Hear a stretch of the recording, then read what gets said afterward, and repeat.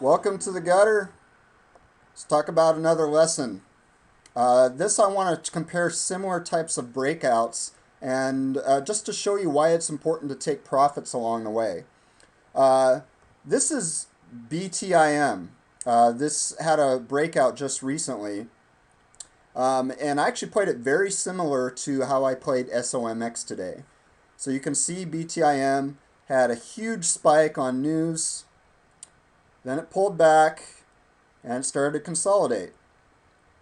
And trying to remember where I went long at again. I think it was 762 or something like that. And then I set my stop down here. And so you can see that it started actually going back up in the afternoon. And I was actually away from the computer, so I had to I put my stop in at 762 just to break even on the trade in case it came back. And well, that's what it did. I ended up getting stopped out to break even. You could have locked in a little bit of profit on the 8 cross here, maybe at least a quarter of a position just to lock in a little bit of profit. But I just want to show you how similar this is to SOMX today.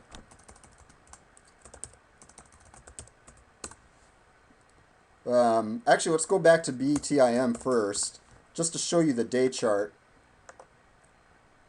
So you can see the huge breakout here, right?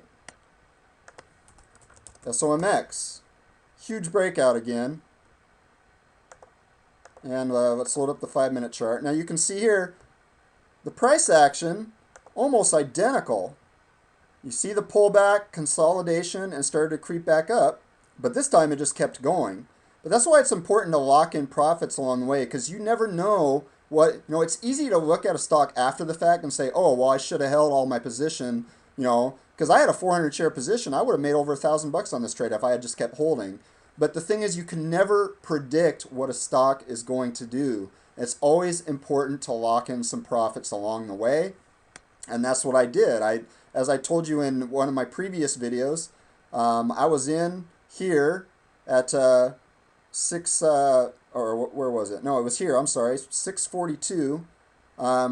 It went over 7. That's already a 10% profit. I took off a quarter of my position. I locked in a little bit. Still had 75% of my position left. Started going up. I kind of like to take profits at resistance points. Here was a resistance point. So I took another quarter off. Still had half my position, and it just kept going. And I finally took another quarter off, left the last quarter to run. Finally, it started getting near 9. I was like, man, it just keeps, I might as well take the rest off. And it actually went even another $1 after that. But it just shows you that it is important to take profits along the way. Here, let's also look at NNVC. It's another example. NNVC was a breakout that I had played here. Okay, let's look at the day chart. I played this breakout here at $1.45.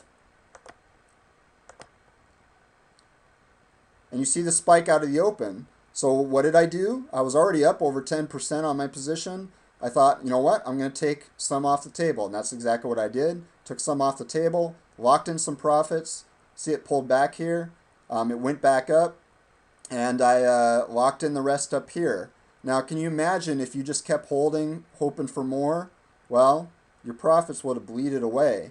So, again, it's always important to take profits along the way. I mean, if I hadn't taken partial profits here, you never know. See this pullback here? It could have just kept dropping from that pullback. Who knows? You never know what a stock is going to do, so you always want to take some profits along the way.